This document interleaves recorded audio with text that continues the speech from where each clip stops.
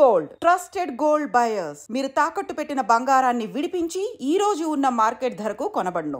విజయనగరం జిల్లాలో తీవ్ర విషాదకరమైన ఘటన.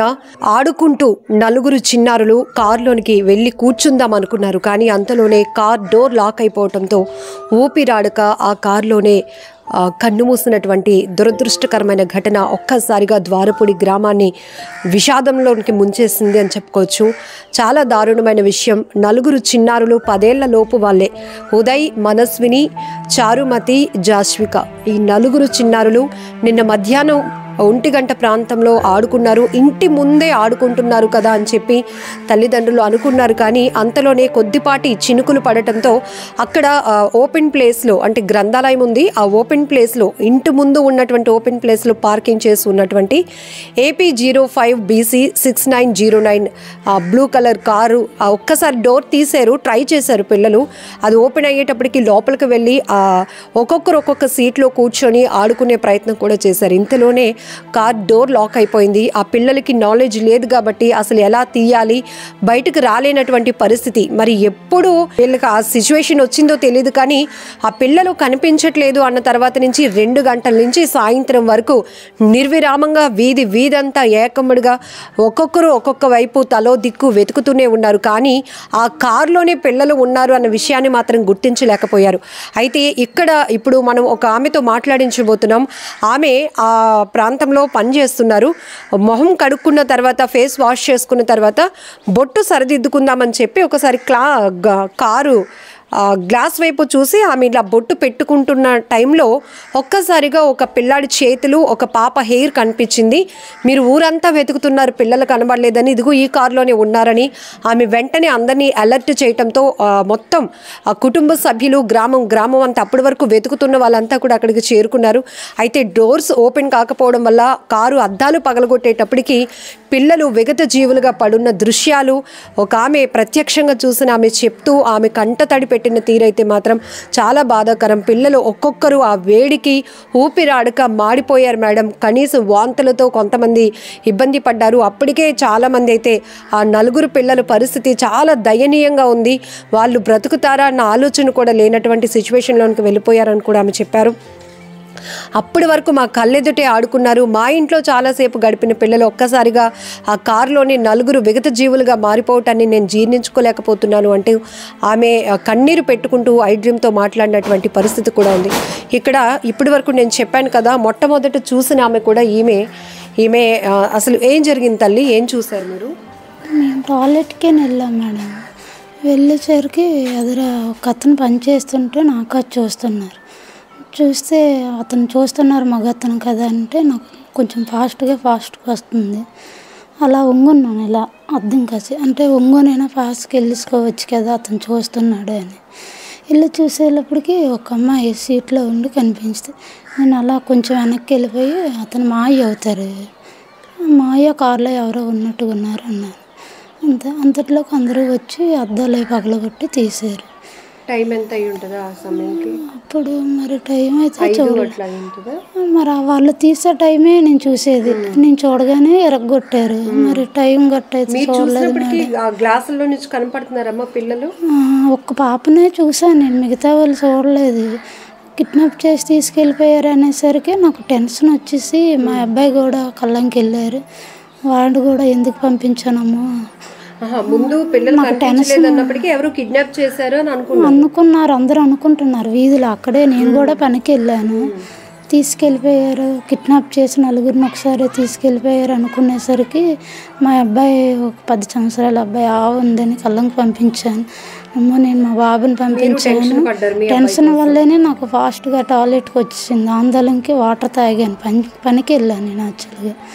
అప్పుడు అటు ఇటు చూస్తే ఆ ఎదురుగుంట పని చేస్తే అక్కడే ఖాళీ ఫేసి, మరి అక్కడ బాత్రూమ్లు గట్ట ఉండవు కదా, కార్ షాట్కని టాయిలెట్కని వెళ్ళేసరికి అందులో కనిపించింది అంతే.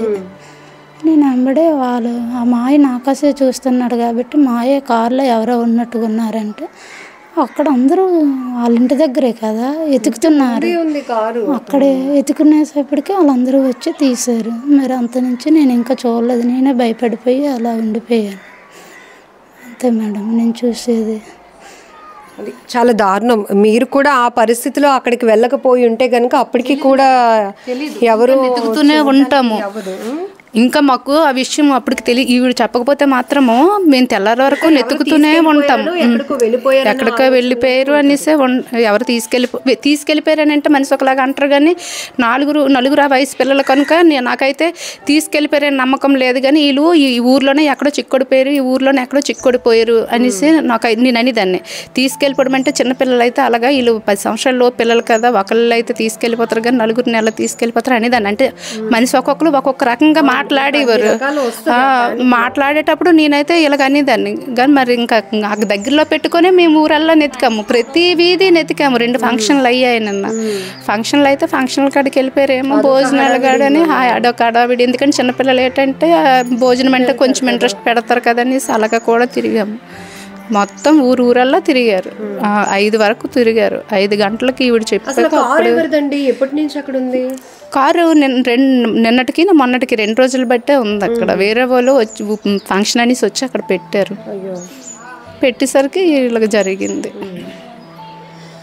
ఇది విజయనగరం ద్వారపూడిలో జరిగిన 4 చిన్నారులు కార్ డోర్ లాక్ పడి ఊపిరాడక చనిపోయినటువంటి విషాద ఘటనకు సంబంధించి పూర్తి వివరాలు. గ్రామస్తులను కదిలిస్తే ఒక్కసారి మీరు వీధి చూస్తే కూడా ఎవరు కూడా అసలు ఇంకా ఇప్పటికీ మనసు కుదుట పడలేదు. ఎందుకంటే వీధిలో మా కళ్ళ ముందే 4 పిల్లలు ఆడుకుంటూ ఉండేవాళ్ళు. ఒక్కసారిగా వాళ్ళు ఇంక లేరు అన్న మాట మేము ఎవరం కూడా జీర్ణించుకోలేకపోతున్నామంటూ ప్రతి ఒక్క గడప కన్నీళ్లు పెడుతోంది ఆ చిన్నారుల కోసం. ఎందుకంటే వీళ్ళు మాటల్లో వింటుంటే కనుక కొన్ని కుటుంబాలు పూర్తిగా పిల్లల్లో ఇంకా కడుపుకోతే మిగిలింది. ఎందుకంటే ఒక ఫ్యామిలీకి అయితే 2 ఆడపిల్లలు, ఆ 2 ఆడపిల్లలు కూడా చనిపోయారు. అలాగే మనస్విని, ఇంకొక అబ్బాయి ఉదయ్, వీళ్ళకు కూడా ఒక్కొక్క పిల్లలే ఉన్నారు. మొత్తం పూర్తిగా కడుపు శోకం మిగిలిందని చెప్పొచ్చు ఆ కన్న తల్లిదండ్రులకు. ఊరైతే మాత్రం ఇదొక విషాదకరమైన ఘటన. మమ్మల్ని ఒక దురదృష్టం మా గ్రామాన్ని వెంటాడింది అనుకోవచ్చు. అందుకే అప్పటి వరకు చక్కగా ఎంతో అల్లారు ముద్దుగా ఆడుకున్న పిల్లలు ఒక్కసారిగా ఇలా మా కళ్ళెదుటే కన్ను మూసినటువంటి పరిస్థితి. ఒక్కసారిగా ఒక గ్రామం నుంచి 4 పిల్లల చివరి చూపు అంటే మేము ఎవరం కూడా ఊహించుకోలేకపోతున్నాం. ఇది చాలా దారుణమైన ఘటన అంటూ ప్రతి ఒక్కరూ గుండెలు అవిసేలా రోధిస్తున్నారు.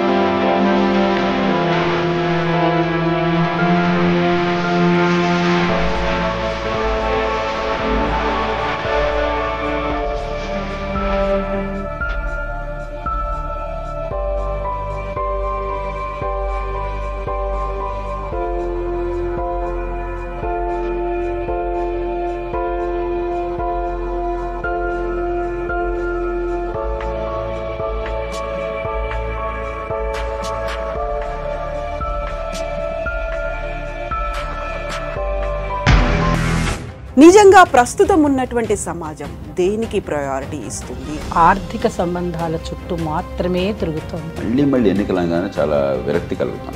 మంచి అనిపిస్తుంది కదా, లేడీస్ కూడా ఛాలెంజింగ్ జాబ్స్ చేసినప్పుడు చాలా బాగుంటది. ట్రాఫిక్ అసిస్టెంట్స్ గా నియమించిన ట్రాన్స్జెండర్స్ అందరితో సాల్యూట్ చేయించుకుంటున్నారు. ఫుడ్ డెలివరీ ఇవ్వటానికి వెళ్ళినటువంటి డెలివరీ బాయ్ అనిల్ పై కళ్ళ ముందు